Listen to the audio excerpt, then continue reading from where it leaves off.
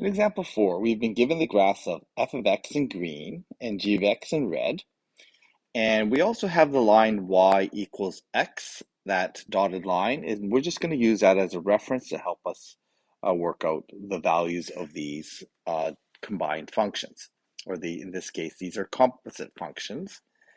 So we have, first of all, f of g of 1.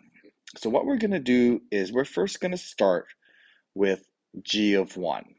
So we take a look at the value of 1 here, and we find the value of g at x equals 1. And that value looks like it's equal to 9. So basically what we're looking for is f of 9. So working out f of 9, well, we can do that. We can track that on our graph, and that we can trace this line back to the line y equals x. And what that allows us to do is allows us to map out our our y value becomes an x value again.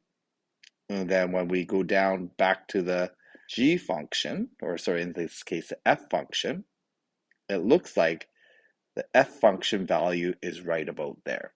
So our f function value at x equals 9 works out to be approximately 3.5.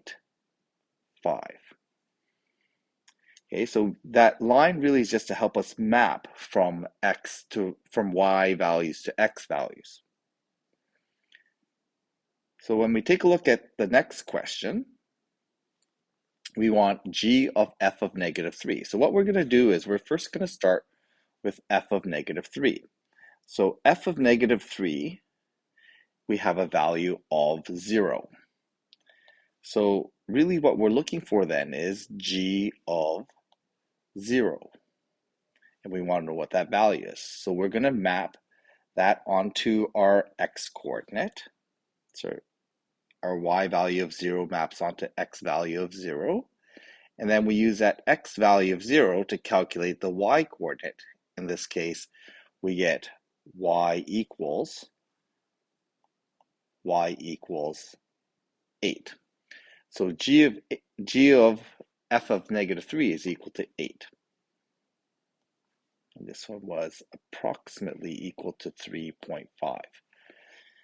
So the last one, f plus g of 1, really means f of 1 plus g of 1. So what we're going to do is we're going to find f of 1 first. So f of 1 is equal to 2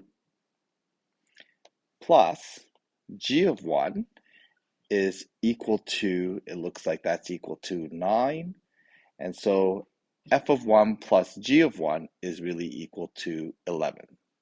Okay, so this value is equal to 11.